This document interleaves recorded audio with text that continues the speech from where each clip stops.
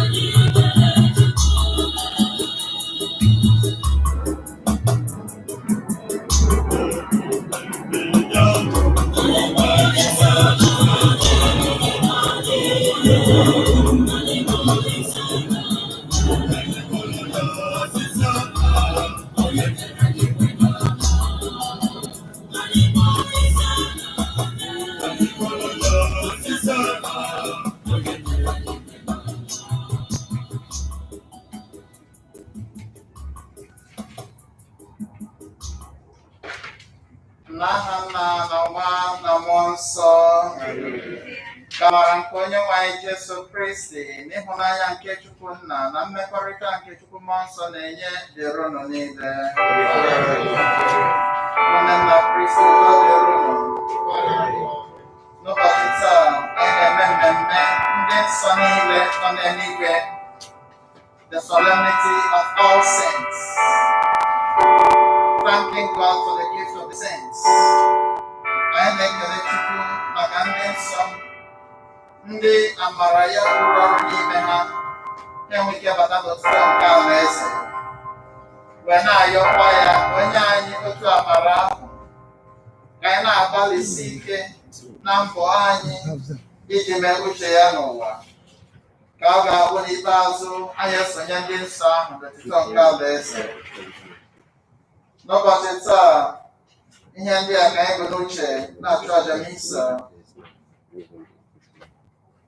Anyị na-ekele Chukwu maka ịkpọta anyị na ngwụcha nke afọ a, na-arịọ ya ka o duru anyị durukwa anyị n'afọ nke ọzọ. Anyị na-ekele Chukwu n'isi Ndị Okoro na Chibueze m Brian Okoro. Andy na-eme 60th birthday ya, na-arịọ ka Chukwu na-echekwawa ya, na-eduzi ya, nye ha ahụike ma na-eduzikwa ezinụlọ ha n'ihe ọbụla nke ha na-eme. Ọ bụ ezinụlọ ya yọrọ. Ọ bụkwa nke anyị ji ekpe ekpere maka ezumike mkpụrụ obi mgbe Charles Peters, Adolphus Nwabụ, Felicia na Rita Mbagwu, Adolphus Mbagwu rada, Felicia na Rita Mbagwu, dịka Carol Peters si yọọ. Anyị na-echeta ụmụnna anyị na ndị ezinụlọ anyị dịgasị iche iche, ndị enyi anyị, ndị nke gawarala ezumike nke ọnwụ na ọnwa Nọvemba, ka mkpụrụ obi ndị nna Pọgatori ka site na arịrịọ anyị na aja anyị na-achụ ka Chineke nata ha n'otuto nke Alaeze site na Kristi onye nwe anyị. Amen. Iji kwado onwe anyị nke ọma maka nnukwu mme nke Yukaristia nke a, anyị kweta na anyị emehiela site n'ikwupụta njọ anyị.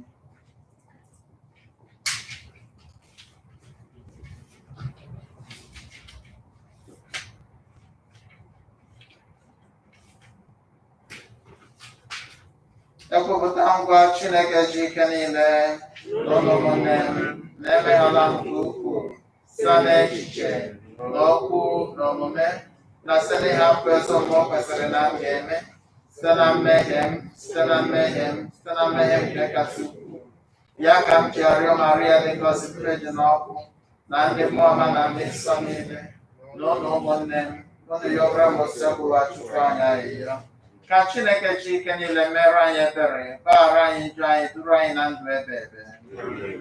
Onye nwe anyị mee ebere, Kristi mee ebere, onye nwe anyị mee ebere. Otito dịrị Chineke n'elu kacha elu, n'ụwa udo dịrị ndị mmadụ ndị nwere obi ọma. Anyị achọọ gị mma, anyị agọzie gị, anyị sekpụọrọ gị, anyị etoo gị, anyị ekele gị n'ihi nnukwu ebube gị. Osekpụrụwa Chukwu eze nke eluigwe, Chukwu nna ji ike niile, dị nwanụ Jesu Kristi, so otu nwa Chineke mụrụ, dị nwa Chukwu, nwa atụrụ nke Chineke, nwa nke nna, gị onye na-ekpochapụ njọ nke ụwa, mere anyị ebere. Gị onye na-ekpochapụ njọ nke ụwa, nara arịrịọ anyị. Gị onye nọ n'aka nri nna, mere anyị ebere. N'ihi na sọ gị dị nsọ, sọ gị bụ dị nwanụ, sọ gị Jesu Kristi kachasị dị elu, gị na mmụọ na ebube Chukwu nna. Amen. Ka anyị rịọ arịrịọ.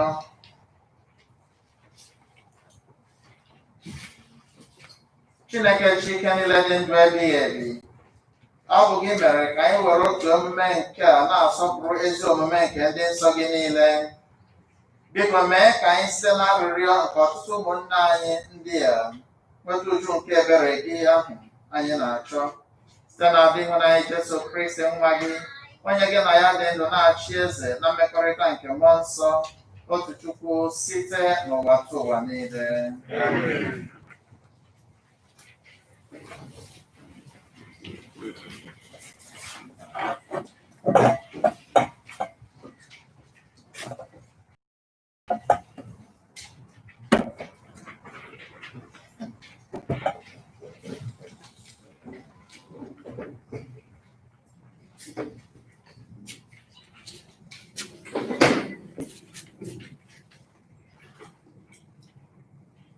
Ihe ọgụgụ nke mbụ ewetara n'akwụkwọ Mkpughe.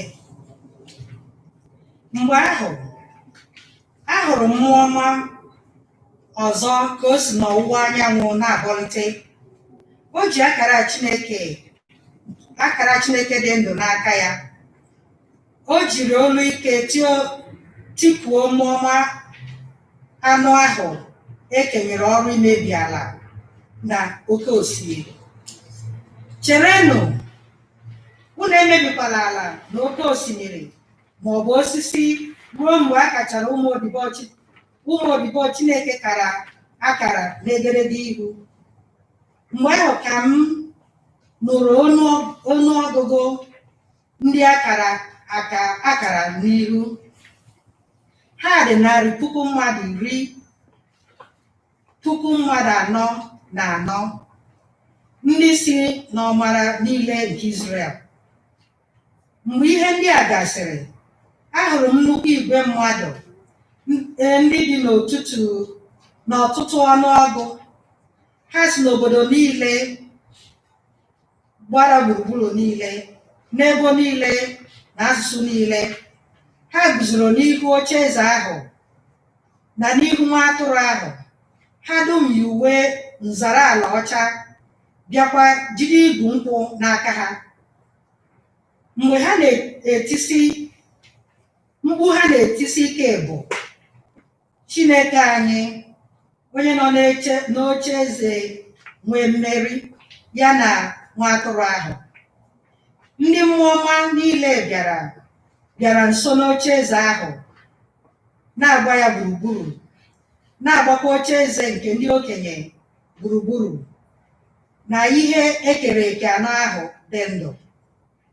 Ha kpọrọ isi ala na-efe Chineke na-asị, Amen. Otito na ebube na amamihe na ekele na ugwu na ike na ikikere dịrị Chineke anyị ebighị ebi. Amen. Otu n'ime ndị okenye ahụ jụrụ m sị, ha n'ihi uwe nzara ala ọcha, enwe ebe ha si bịa? Zaa ya, nna m ukwu, ị nwere ike ịgwa m. O wee sị m, ndị a bụ ndị ahụ emegburu emegbu n'ihi okwukwe. Ebe ọ bụ na ha asachala uwe nzara ala ọcha ha n'ọbara nke nwa atụrụ, ugbu a guzoro n'ihu oche eze Chineke na-efe ya ehihie na abalị n'ebe ya kacha nsọ.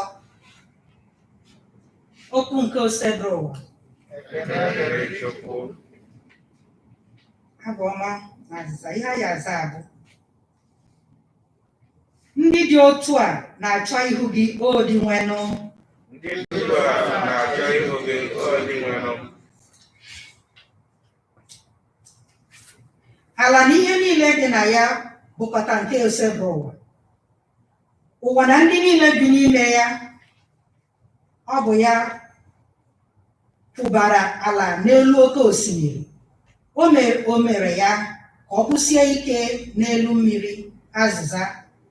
Ndị otu a na-achọ ihu gị o dị nwenụ. Olee onye ga-arịgo n'ugwu nke ose bụ ụwa? Olee onye ga-eguzo n'ụlọ nsọ ya? Ọ bụ naanị onye aka ya kwụ ọtọ, onye obi ya dị ọcha, onye anaghị achọ ife efu ọbụla na ndụ ya. Azịza. Ndị na-achụ ihu gị nwenụ. A ga-anata ngọzi n'aka osebụ ụwa. A ga-anata ụgwọ n'aka Chineke onye nzọpụta ya. Ndị dị otu a bụ ndị na-achọ ya, ndị na-achọ ihu Chineke nke Jekọb. Azịza. Ndị otu a na-achọ ihu gị o dị nwenụ.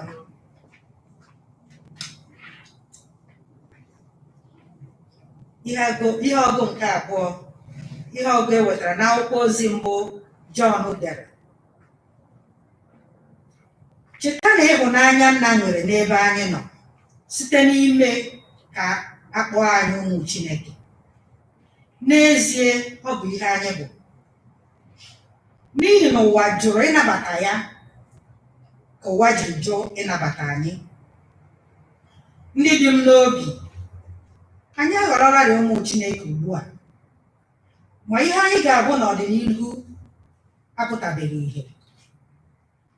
Ihe anyị ma bụ na mgbe a ga-eme ka ọ pụta ìhè, anyị ga-adị ka ya, maka na anyị ga-ahụ ya ka o si dị n'eziokwu. Onye ọbụla nwere nchekwube a na-edebe onwe ya ọcha, bịakwa na-agba mbọ ịdị ọcha ka Kristi.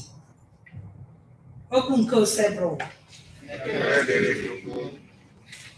Aleluya, aleluya. Aleluya, aleluya. Onye nwe anyị kwuru sị, bịakwutenụ m unu niile na-arụ ọrụ, ndị ibu na anyịgbu, aga m enye unu ezumike. Aleluya, aleluya.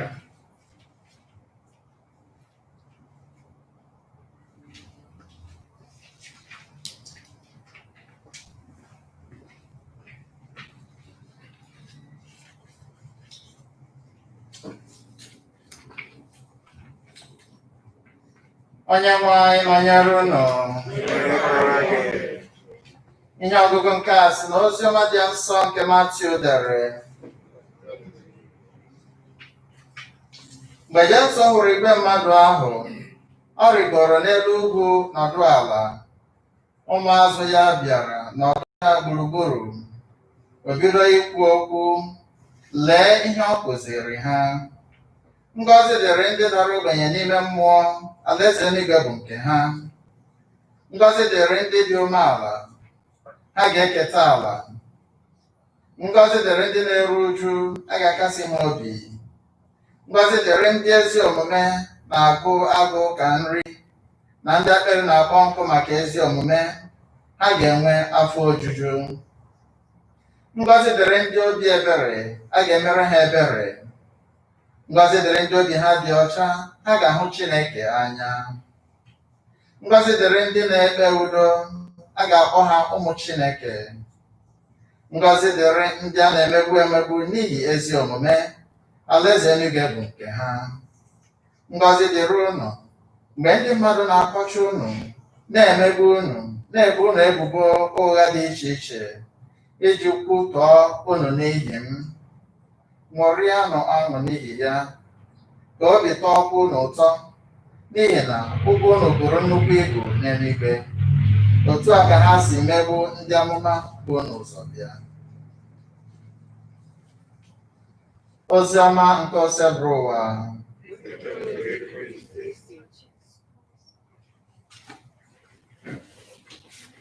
Ọtụtụ dịrị Yesu. N'ụbọchị taa anyị na-eme mmemme ndị nsọ niile. We are celebrating the solemnity of the All Saints. And what are we celebrating? In the canon of the church, enwere ndị nsọ akpọrọ aha, ndị emere beatify, ka ndị amara Chineke nọ n'ime ha pụtara ihe nke ukwuu, even mgbe ha nwụchara, abịa declare ha saints. But in the kingdom of heaven, enwere uncountable number of saints. From time to time, we hear people, especially the Jehovah's Witness, they rely on the beatitude. Blessed are the meek in heart, they shall inherit the earth.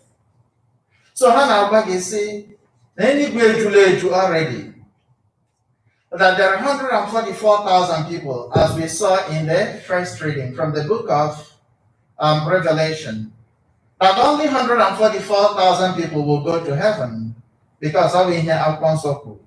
But in here we egoro mpekela akwụkwọ nsọ hapụ fair.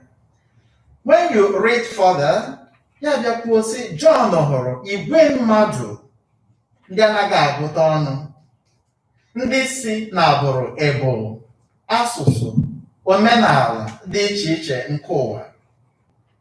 Ndị a ka jụrụ ya sị, do you know who these people are? Ya sị ha, sir, you can tell me. Abịa sị, ndị a wụ ndị si n'ebe dị iche iche, ndị emegburu n'ihi Jesu Christi. And now that they have been washed clean by the blood of the Lamb, they have appeared in their white robes. Ya wụ abịa n'ala eze eluigwe, ndị mmadụ na-eme ka asị eluigwe wụlọ arụrụ arụ. So that I say, my capacity, 800 people. Once 800 are chosen. No. Remember that these are souls, not physical form. Are they limited to any dimension of space? However, I see thousands, including 1 million or quintillion or what, also uncountable, can't count. Can you think from the time of Adam to this time, and even as we are talking, some people are entering heaven, amen? Yes. Every day people are getting into purgatory, and every day people are coming out of purgatory. So all these people who leave purgatory, they are going to heaven. They are saints. Anything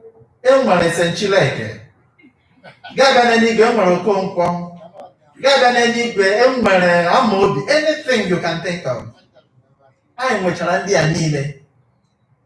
Modiozo Marawu sent on them. Moche. Nanam, Amamoto has it. So, because they are not recognized in the canon of the church, it doesn't mean they are not in heaven. Hasani, these people come from different languages. It was only symbolic that in that scripture, as if from the 12 tribes of Israel, showing us every corner of the earth. That's what it is, that they will be coming. So any person who tells you that it's only 144,000 people that should be in heaven, that means maybe anybody have a compound down here. Yes. But anyway is the limitless. And that's why at every point, can you imagine all the innocent children? Will you tell me that these people are in hell? No. These are precious souls to God. Do you know a lot of people who have been killed as a result of violence, as a result of persecution from the time of early Christianity up till now? And the ones that are being killed today, did Jesus not promise that theirs is the kingdom of heaven? Did he not say, rejoice and be glad? For such was the way that the prophets were treated before you. Your reward is in the kingdom of heaven. So, it is not about no Moronian or special grace that qualified him to go there. Like we saw in the Beatitudes, blessed are the poor in spirit, blessed are this, blessed are the meek. What you have to ask yourself is, do I qualify in any of these categories? Do I qualify as a poor in spirit? Do I qualify as a meek person? Do I qualify as a peacemaker? And all these things are happening. Do I qualify as one of those people who have been persecuted as a result of Christ and the gospel? So that you say, I have hope of going to heaven. As Chukwu are there here now, suppose he comes now and says, the world is ending right now. What is your position? And that is the challenge this celebration gives us. The month of November is dedicated to the commemoration of the dead. That's why the 1st of November, we glorify God for the saints. Because amen? You don't pray for God to have mercy on them. He has already had mercy on them. But we plead for their own intercession because they are in front of God day and night. So the church teaches us that there are 3 aspects to its life. There is what we call the triumphant church. Triumphant. They are already in heaven. These are the ones we are celebrating today. We have what we call the militant or pilgrim church. All of us who are still on earth, trying to get there. But there is also an aspect of the church, the suffering church. That is the poor souls in purgatory. These are the ones we remember especially tomorrow. So, Nzukọ Christi, the difference between ndị nọ na ọkụ mmụọ na ndị nọ na purgatory is only, it could be fire, both places, but when you're nọ na purgatory has the hope that one day is going to heaven, while anyone who is in hell will be there forever. What a pity. So now going to ndị Sunday anyị na-celebrate. Olee ihe dị iche na ndụ ha that qualified them? The same baptism we received was what they received. The same grace of God given to us was given to them. But all the management and the cooperation with the grace of God. In these people's lives, the grace of God has triumphed. They allowed themselves to be used by God. They left themselves following the will of God. And because of that, today we celebrate them. So it's not like Abraham, by the way, with a great faith. Can you provide the opportunity to believe in God and to trust Him in all situations? Chukwu nyere ha amara. Chukwu gwara anyị sị, "Also my grace is enough for you." Amen? Amen. Ebe Paul nọ na 2 Corinthians 12, ebe ọ nọ na-ekwu gbasara this thorn in his flesh. That's on 3 different occasions. I'll pray to the Lord Jesus, "Lord, remove this thorn in my flesh." And He will say, "My grace is enough for you. For my grace comes out more fully in times of weakness." Merano Paulo just say, if I have to boast of anything, it's not about my accomplishments or whatever, but of my weaknesses. For it is when I am weak that I am strong. So, Chukwu nyere anyị amara. Man, do we use the grace that God has given us?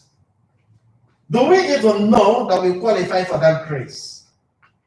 How do we use our position as the Christians in the world today? N'ime ụwa anyị nọ n'ime ya, Christians are supposed to be the light of the world. We see that in Matthew chapter 5, verse 14. In verse 13, also, you are the salt of the earth.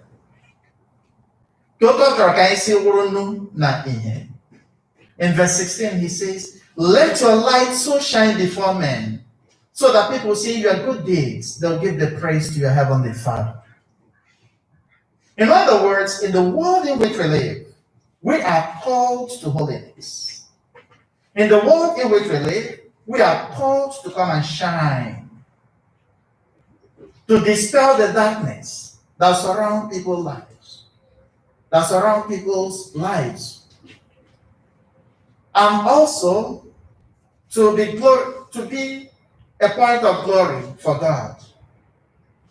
It doesn't mean that ị gaghị enwe nsogbu, mana na nsogbu gị, okwukwe gị na Chineke kasiri ike, so that through you, God's glory will manifest. Anyị ahụ ndị nọ na nsogbu dị iche iche. It is our responsibility to go to these people, call them, pray with them, comfort them. Let them know they are not alone. We are a family. So by the name the saints in heaven, the triumphant church, the triumphant church and the pilgrim church unite in praying for the suffering church in purgatory. So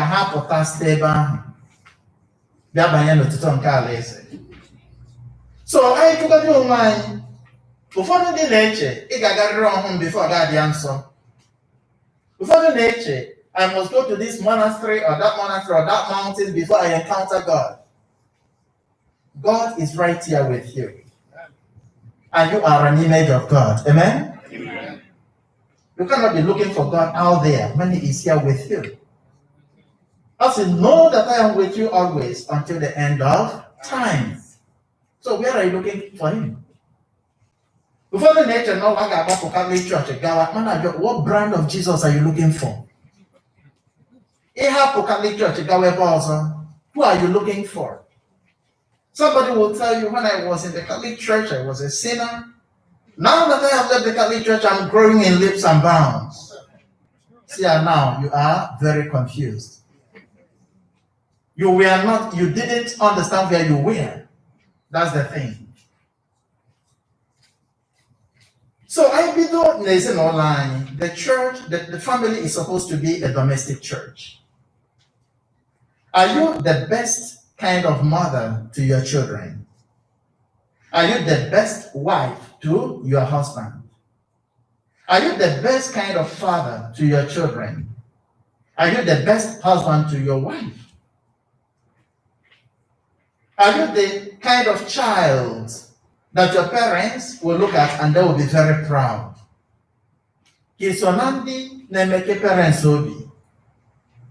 Some children are the cause of headache for their parents. Every parent would like it to be such that on the last day, family in a procession. That's what every parent desires. And we can qualify for that, depending on how we live our lives now. There are so many people from year to year that don't go to confession. And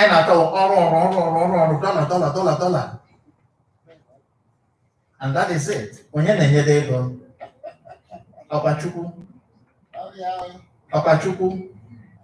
And then I have time for prayers. I wrote in the Nila. Instead, I got Pokota Umwine Nebere. I see Kabuline. Teach the child the way he should go, and when he grows up, he will never depart from it. And I let some people have, like you see, when these children were here, they were going to church, they went to Catholic school, and the Catholic teachers are all catechists to begin with. But since they went to the college, I don't know what went into them. Now you have say, Manam Mapo Mwaka, they're faithful to their church here. and they are the leaders of faith communities in their schools. They also come from families. It depends on how you have done your work. One mistake we make is that in HSC, catechism will fund the catechists. Parents should be the first catechists. In HSC, they better win the father and the sister. But you share in the priesthood of Jesus Christ. In HSC, discipline will fund the police, you know? Therefore, one money can make how long to you mean the police get GDA. I told him by the word will go 18. And in these ways, we continue failing our children. But there are many children, before they do anything, their parents will certify it. And they are safe in whatever they do. Because those parents have positive influence over their children. Preparing for the kingdom of heaven. Preparing to become a saint. What kind of effect do you give there? Are you the kind of person that you know? I agree. Some people, they have a lot of problems. They think in office here, so where they are there, I transfer. Gabanya and cause, so where they only get down in peace, Campbell. Once they buy an idea, confusion at the one. I transfer, they make it again when I send them I like him. There is something wrong with you, and you need to look into your life. When you are a problem.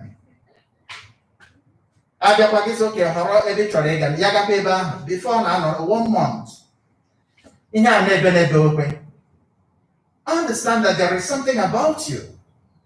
Jesus Christ was not stupid when in Matthew 16, Caesarea Philippi, I said, who do people say that I am? Amen? There is an aspect of you known to you alone and not known to people.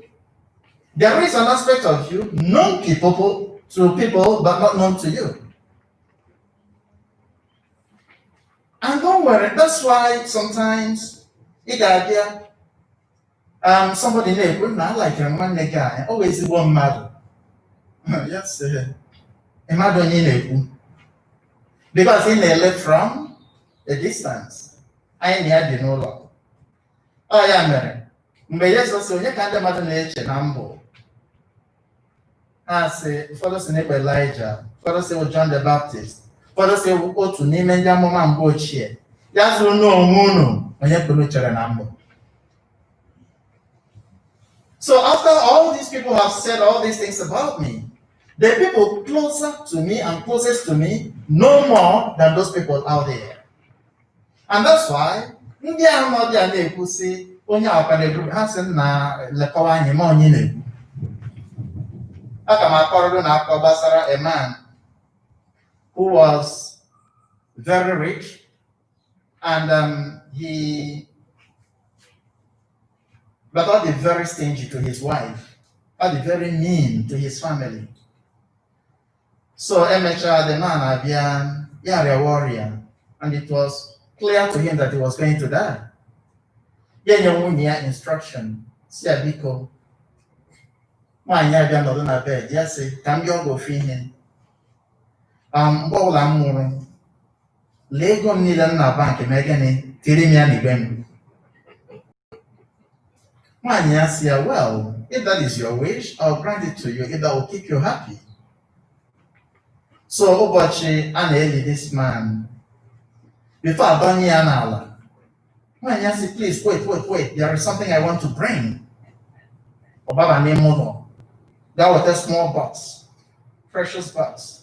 See how mepe na DS mgbe ọbụla ya ga-anwụ ewere ego ya niile na bank mee gịnị tinyere ya n'ime ili.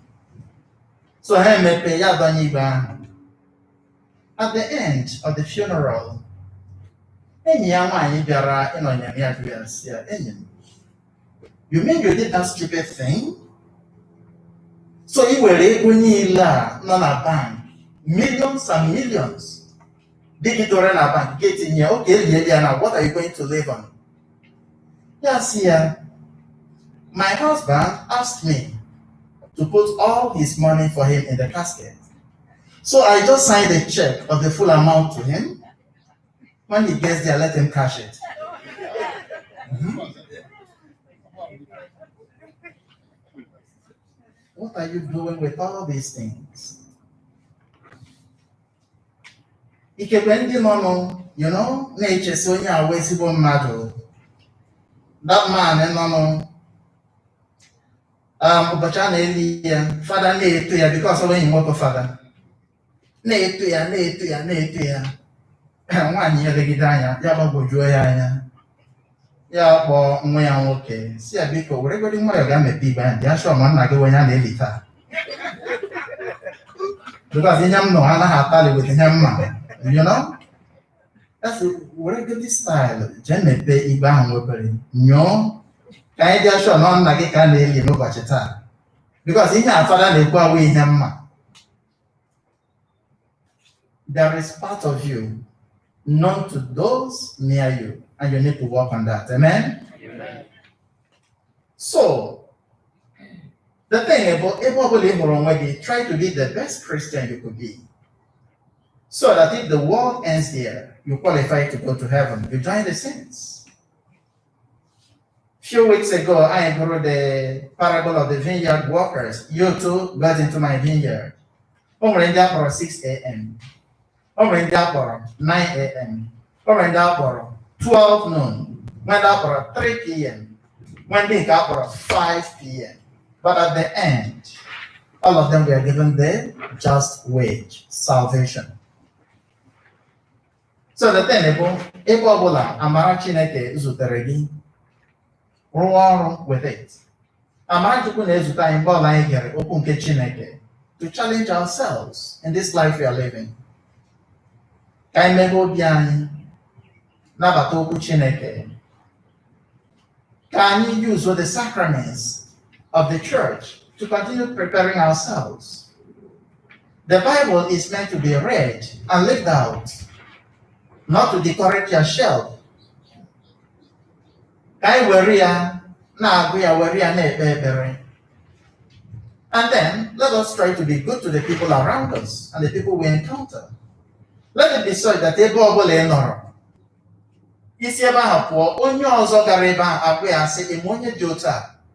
we miss him. That's a testimony to your goodness. Mother Teresa of Calcutta, there in one of her books, I said there are many saints in the world. If you can't find any, try to be one. Amen? If you can't find any, try to be one. Can you be nsọ? Ndụ nke tụkwasịrị obi na amara nke Chineke. Ka otu amara Chineke si mịa mkpụrụ na ndụ ndị nsọ, ka ọ mịa mkpụrụ n'ime ndụ anyị.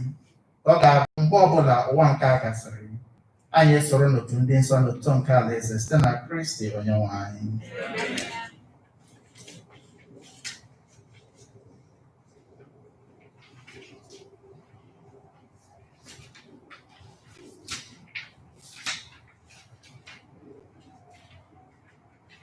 Ekwere m n'otu Chineke, nna ji ike niile, onye mere eluigwe na ala, n'ihe niile a pụrụ ịhụ anya na ndị a na-apụghị ịhụ anya, ya na otu onye nwe anyị Jesu Kristi, so otu nwa Chineke mụrụ, nna a mụrụ tupu ụwa tụwa niile, Chukwu si na Chukwu, ihe si n'ìhè, ezi Chukwu si na ezi Chukwu, a mụrụ amụ, emeghị eme.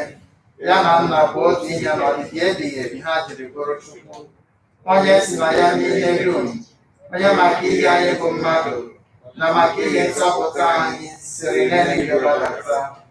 O were ahụ na Virgin Maria site na mmụọ nsọ ọ bụrụ mmadụ, agbọgbuo ya n'obe n'ihi anyị n'oge ọchịchị Pontius Pilate, ọta ahụhụ, nwụọ, elie ya, ma o bilitere n'ụbọchị nke atọ ka akwụkwọ nsọ si kwuo, ọ rịgoro n'eluigwe nọrọ n'aka nri Nna, ma ọ ga-adịghachi ọzọ n'ebube ya ikpe ndị dị ndụ na ndị nwụrụ anwụ ikpe. Onye ọchịchị ya enweghị njedebe. Ekwere m na mmụọ nsọ dị nwere na onye na-enye ndụ, onye si na nna na nwa apụta, onye a na-esi egwu na-etokọdo ya na nna na nwa, onye si na ndị amụma kwuo okwu. Ekwere m na nzukọ nke dị otu dị nsọ bụrụ Katọlik na Apọstọlik. Ekwupụta m otu mmiri Chukwu maka mgbaghara njọ ga. Ana m atụ anya mbilite n'ọnwụ ndị nwụrụ anwụ na ndụ ụwa ga-abịanụ. Amen. Ụmụnne m na Kristi, n'ụbọchị taa Chukwu egosigo anyị na amara ya na-arụ ọrụ n'ime ndụ anyị n'otu n'otu. Ka anyị rịọ ọnụ ya n'ekpere nke ndị kwerenụ ka onye anyị obi siri ike imejupụta na ndụ anyị ihe akwụkwọ nsọ na-ekwu, ihe nzukọ na-akụziri anyị, ka site na amara ya ka anyị soro na ndị ga-eme ka otuto ya na-apụta ìhè n'ụwa nke anyị nọ n'ime ya. Ka anyị kpee ekpere maka ụka na mmekọ nke ndị nsọ, ka anyị nwee ike na-eto na okwukwe nke ngọzi a gwara anyị ayọ gị biko dị nwere anyị. Ka anyị kpee ekpere maka ndị niile na-achị achị n'ụwa niile, ka ha nwee ike ịhọrọ udo, ime udo, nwekwa ike ịhụ ihu Chukwu n'ime onye ọbụla, ma ndị enyi ha ma ndị na-abụghị ndị enyi ha, nwekwa ike ị na-edu anyị ndị a na-achị achị n'ụzọ kwesịrị ekwesị. Anyị ayọ gị biko dị nwere anyị. Ka anyị kpee ekpere maka ndị agụụ na-agụ na ndị akpịrị na-akpọ nkụ maka ihe dị mma, ihe kwụ ọtọ, ka ha nwee ike kwụsie ike n'ịnụ ọgụ nke ezi omume, ọgụ nke ikpe nkwụmọtọ, ghara not to lose heart, ka fa ghara ịda mba. Anyị ayọ gị biko dị nwere anyị. Ka anyị kpee ekpere maka ndị na-eru ụjụ, ka Chukwu nwee ike gbaa afọ ume site na ezinụlọ, ikwu na ibe, ndị enyi na ndị ụka. Anyị ayọ gị biko dị nwere anyị.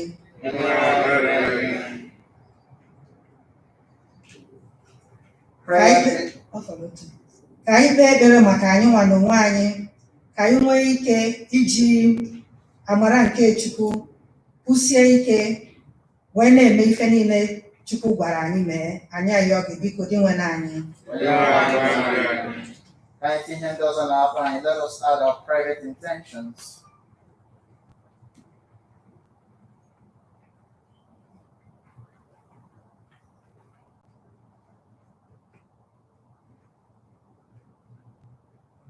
Maka ihe ndị a niile anyị ayọ gị Onyenwe anyị.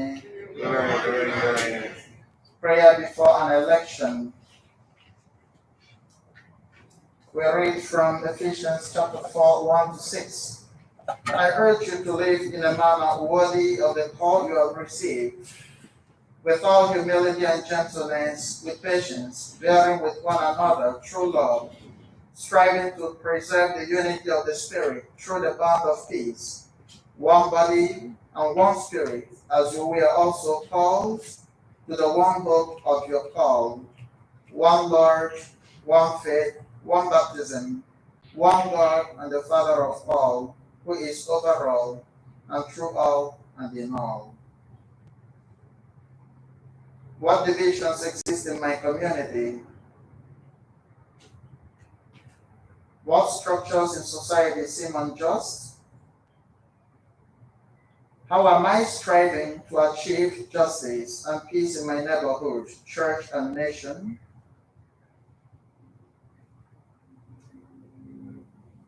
God of justice, we are created in your own image.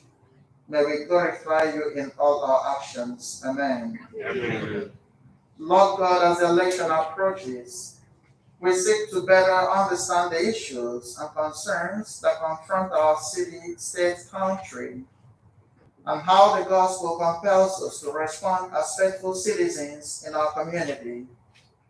We ask for eyes that are free from blindness, so that we might see each other as brothers and sisters, one and equal in dignity, especially those who are victims of abuse and violence, deceit and poverty. We ask for ears that will hear the cries of children unborn and those abandoned, men and women oppressed because of race or creed, religion or gender. We ask for minds and hearts that are open to hearing the voice of leaders who will bring us closer to your kingdom.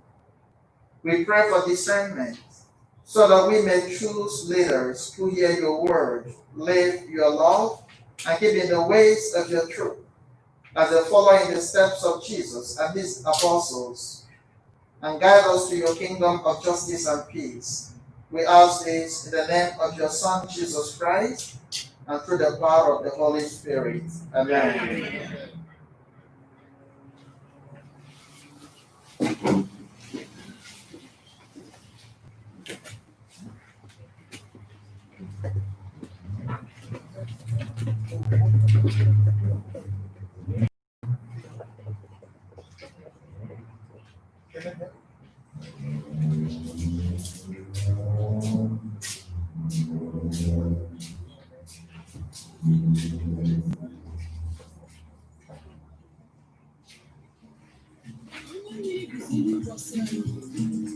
Onye nwe anyị, meghe ọnụ ụzọ eluigwe nke akụ na ụba gị, ka ị gọzie ezinụlọ ọbụla, ka ọ dịrị anyị na mma, ka anyị wee zụlite ụmụ i nyere anyị n'egwu nke Chukwu, ka ụmụaka site n'ịsọpụrụ nne na nna ha mụta ịsọpụrụ Chineke.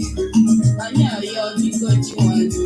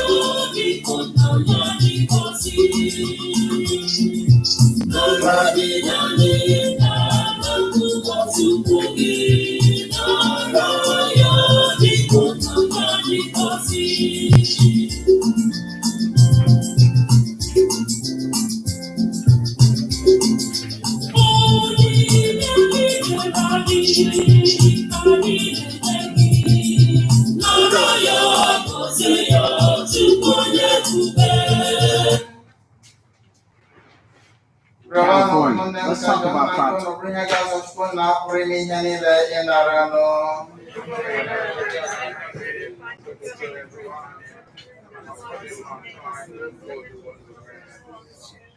Onye nwe anyị, biko were ihu ọma nara onyinye ndị a anyị na-ebunyere gị iji sọpụrụ ndị nsọ gị niile. Ọ bụ otu ọ bụ na anyị kwere na ịkpọbatala ha n'udo nke anwụ nke gị. Biko mee ka ọ na-akụtụ anyị n'obi n'ihe gbasara nzọpụta anyị na anụ ha ọkụ na mmụọ mgbe niile site na Kristi onye nwe anyị.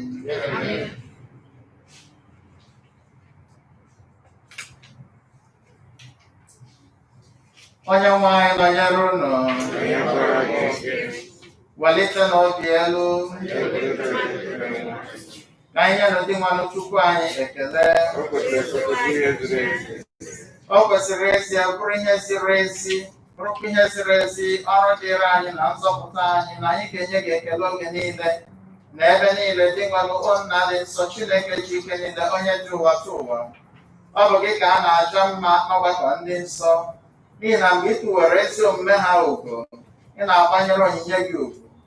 Ị sịrị na ụdị ndụ ha biri nye anyị ụkpụrụ anyị ga-eso, site na mmekọrịta anyị na ha nye anyị mgbakọ aka, bịakwa site na arịrịọ ha na-enyere anyị aka, ka ọ ga-abụ site na agbamume nke ọtụtụ ndị akaebe dị etu a, anyị abụrụ afọ akwụrụ n'ọgụ nke ndụ, bịakwa soro ha nweta okpueze nke otito na-anaghị agbachu agbachu site na Kristi dị nwe n'anyị.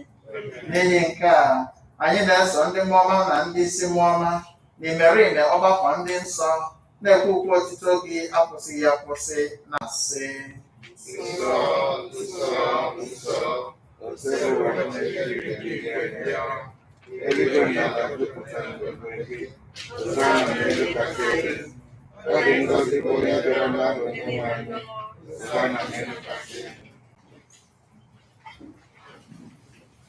ịdị nsọ ezie dị mma n'ụbụrụ isi iyi nke adị nsọ ọbụla.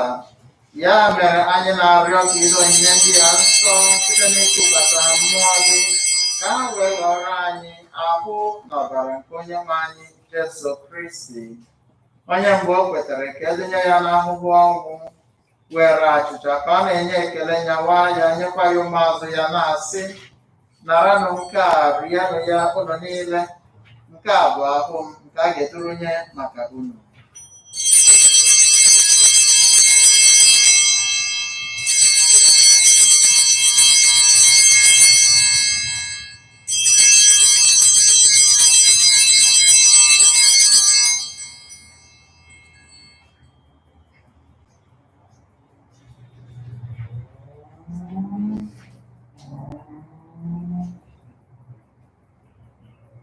Otu akwa ka o si mee mgbe e richara nri anyasị, o buru iko nsọ ka a na-enyekwa ekele, bunye ya ụmụazụ ya na-asị: naranụ nke a, ṅụọnụ ya ụnụ niile, nke a bụ iko nsọ nke ọbara m, nke ọgba ndụ ọhụrụ dị ebighị ebi. A ga-agba ya n'ihi unu na n'ihi imerime mmadụ, ka e wee gbaghara njọ ga. Na-emenụ nke a na ncheta nke m.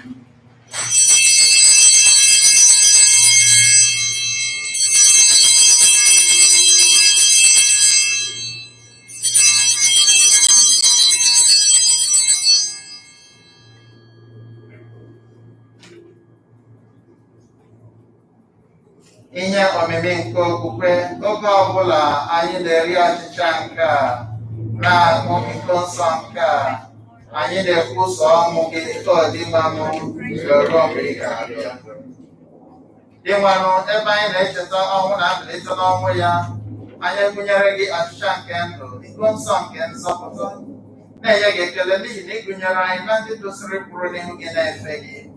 Anyị ji umeala rịọ ka anyị bụ ndị na-eketa oke na ahụ na ọbara Kristi, bụrụ ndị a ga-ekpokọba ọnụ site na mmụọ nsọ. Dị nwanụ, cheta nzukọ gị gbasara n'ụwa niile, mee ka o zuo oke n'ịhụnanya ya na popu anyị bụ Francis, na bishọp anyị bụ Gerald, na osoyachi bụ Alberto, na ndị echiri echi niile. Chetakwazi ụmụnna anyị ndị ji nchekwube nke mbilite n'ọnwụ rahụ ụra, were ebere kpọbata ha na ndị ọzọ niile nwụrụ anwụ n'ihe nke ịhụ gị. Anyị arịọ ka imere anyị niile ebere, ka anyị soro Virgin Maria dị ngọzi nne nke Chukwu, nakwa Josef dị ngọzi bụ di ya, ndị apọstụl gị dị ngọzi, na ndị nsọ niile ndị mere uche gị kemgbe ụwa tụ ụwa, keta ekpe ndụ ebighị ebi. Ka anyị sorokwa ha na-eto gị na-edo gị ebube site na Jesu Kristi nwa gị. Site na ya bụ Kristi na n'isonye ya nakwa n'ime ya na n'ịdịkwa n'otu nke mmụọ nsọ, ka nsọpụrụ na otuto niile dabere gị, Chukwu nna ji ike niile, site n'ụwa tụ ụwa niile. Ebe e nyere na anyị iwu na-enye ndụ, anyị abụrụ ndị eji okwu Chineke zụọ, ka anyị were nụ nkama obi kpee: Nna anyị nọ n'eluigwe,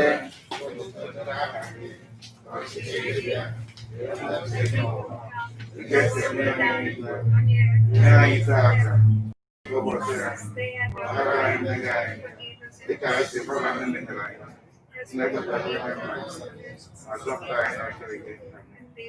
Zọpụta anyị, anyị na-arịọ gị osebụwa n'ajọ ihe niile, were ebere nye ụlọ n'oge nke anyị site n'inye aka ebere gị, ka azọpụta anyị na njọ oge niile, anyị were gbalahụ nsogbu niile, were nchekwube dị nsọ na-atụ anya maka ndịghachi nke onye nzọpụta anyị Jesu Kristi.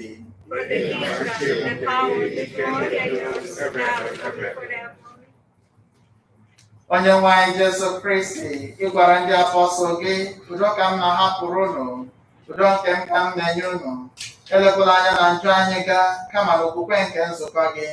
Nye ya udo na ịdịkọ n'otu ka uche gị siri chọọ, gị bụ onye dị ndụ na-achị ebighị ebi. Ka udo nke osebụwa dịrị unu mgbe niile.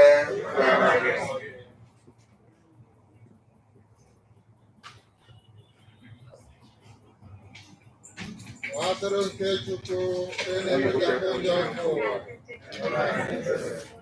Atụrụ nke Chukwu na-emechapụ ndị ọkụ ụwa. Atụrụ nke Chukwu na-emechapụ ndị ọkụ ụwa.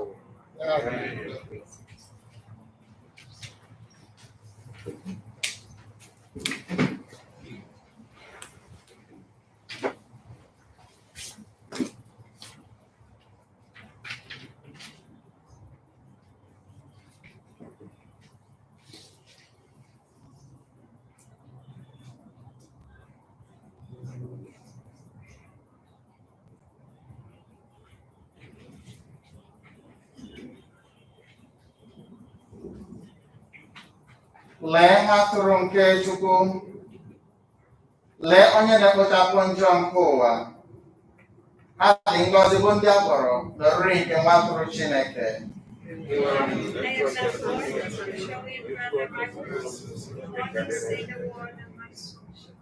Ahụ Kristi.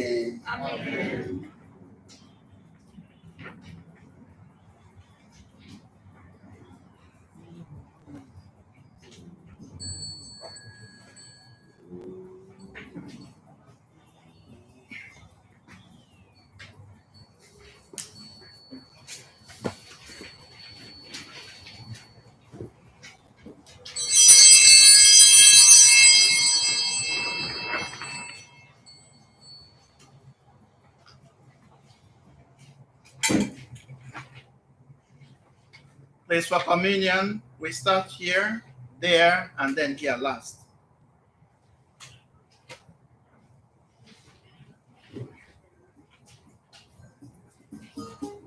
And as you come, you remove your mask.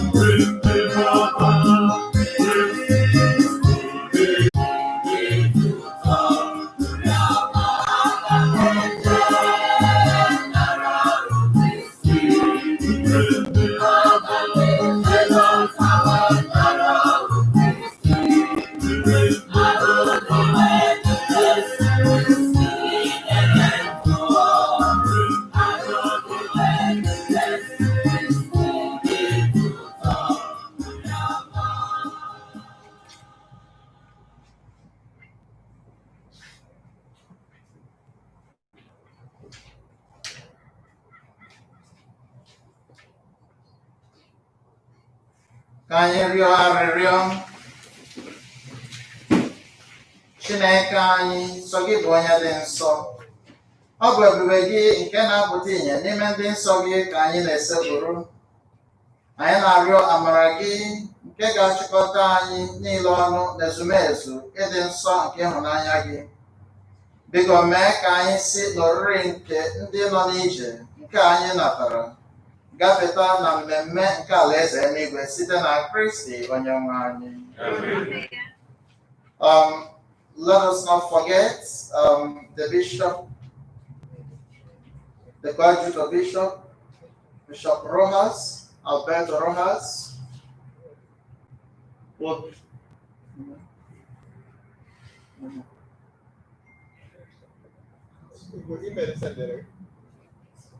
Okay.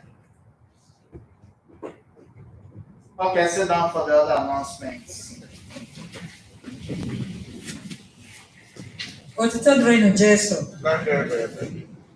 Ọ bụrụ na agbasa ụka, ụmụ nwanyị enwe nzukọ otu esi enwe n'onyinye oke ndị ọcha.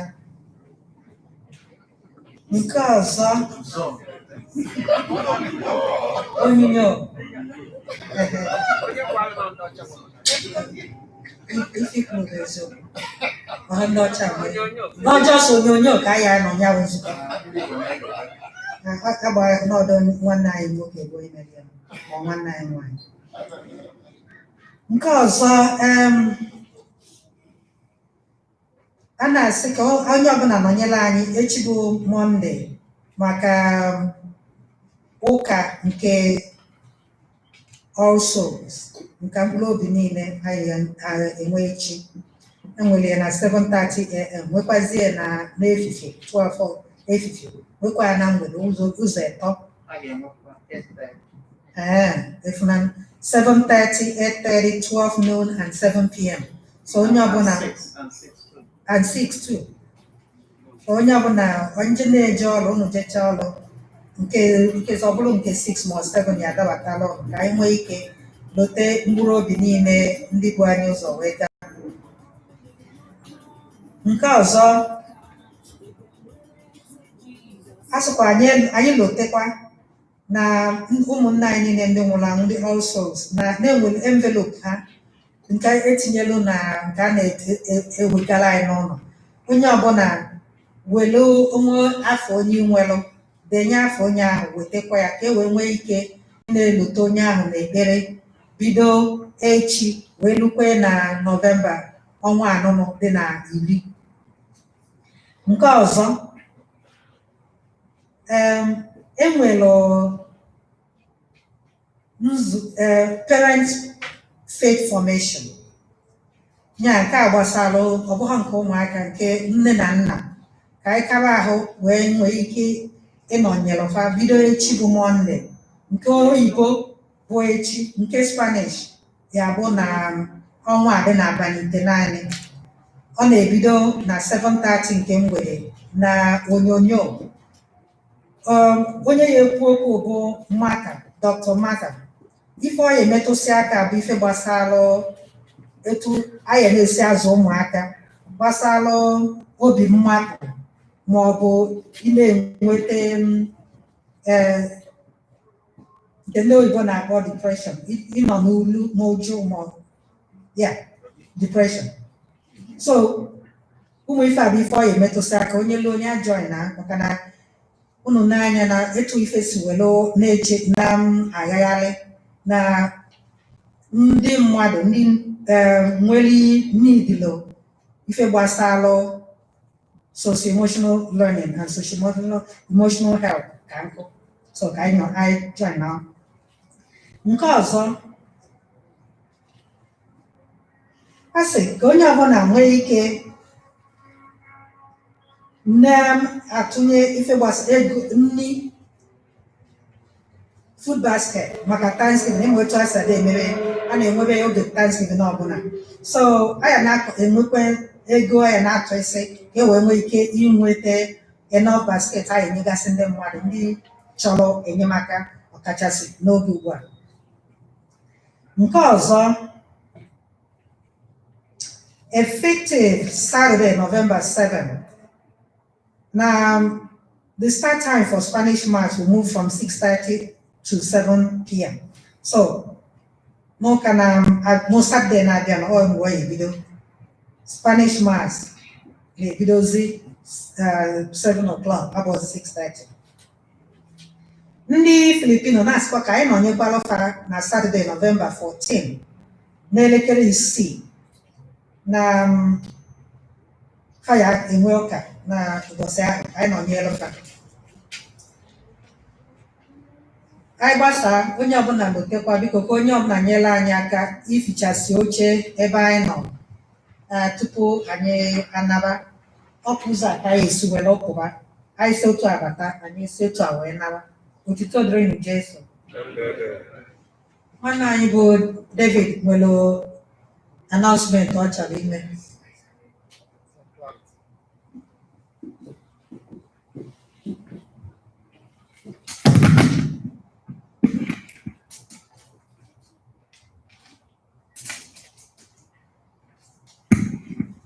Chukwu anyị dị mma.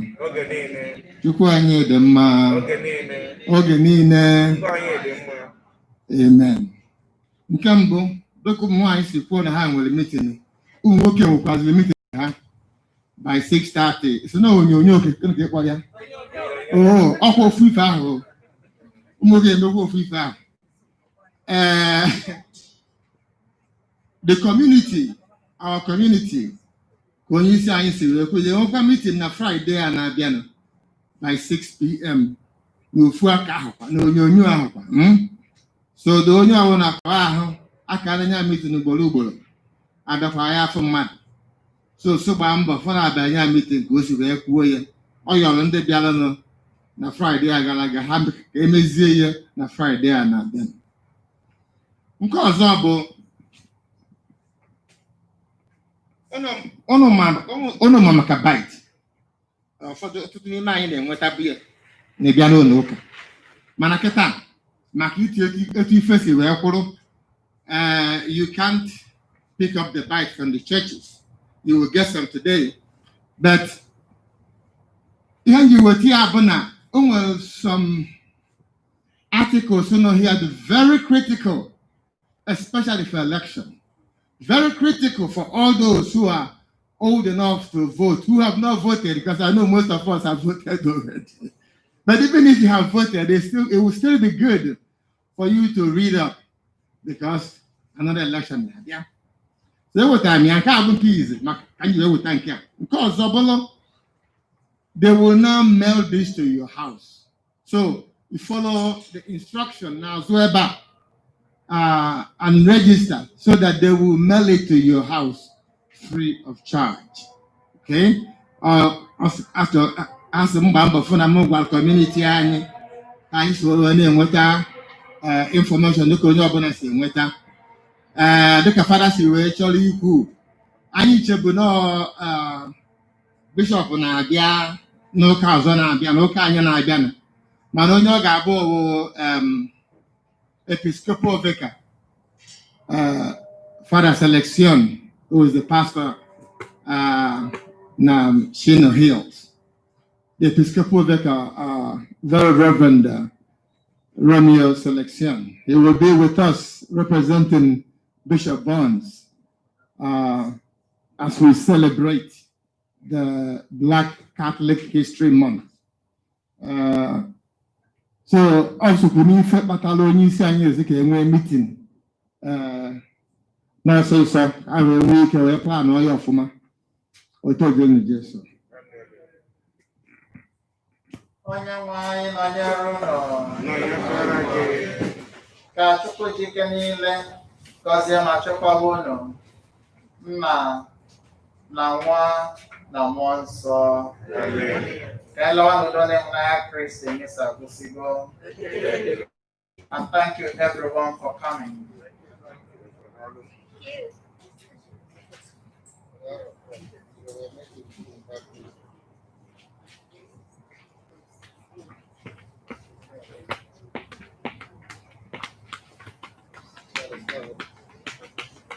Yes. Oh, we didn't talk about that.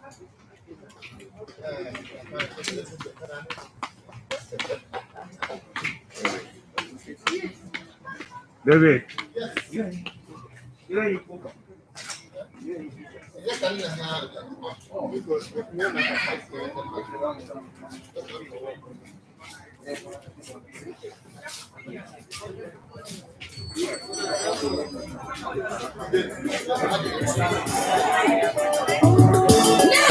Jesus.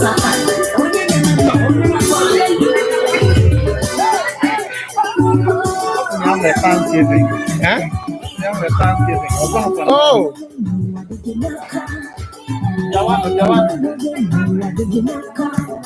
Because anyway, Thanksgiving.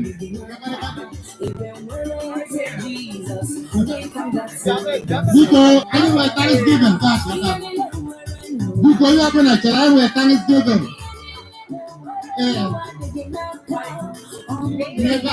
Thanksgiving right here. Thanksgiving.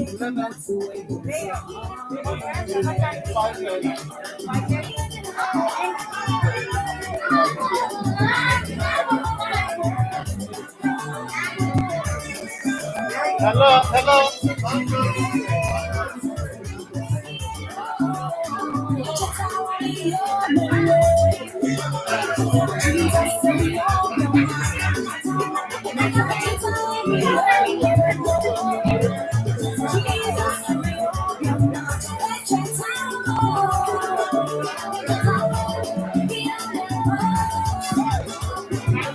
Because I want to know Thanksgiving.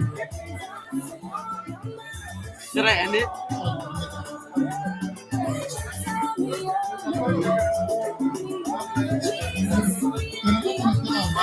Okay, let thank you.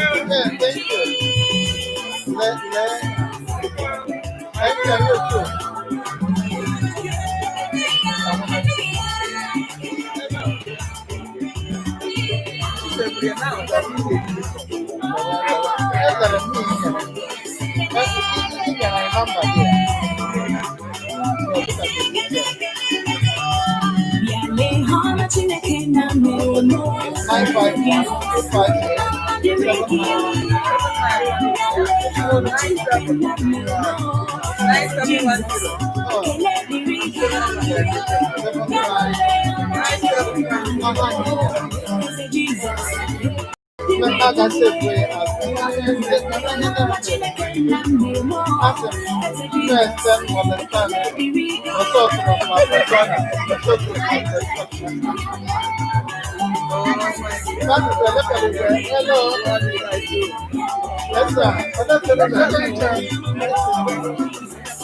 No, agora me assim, é uma relação.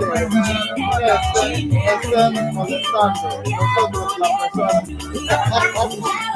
So, imre mi sei che non mi So, no, non so. How are you? Fine. You're gonna do something. You must have come for do something. That's all. And then I'll have to drink it. Agora me assault for the next day. Esse que não é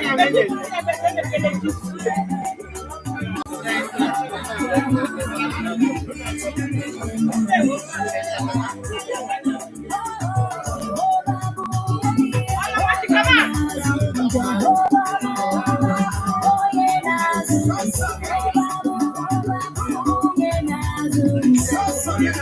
on.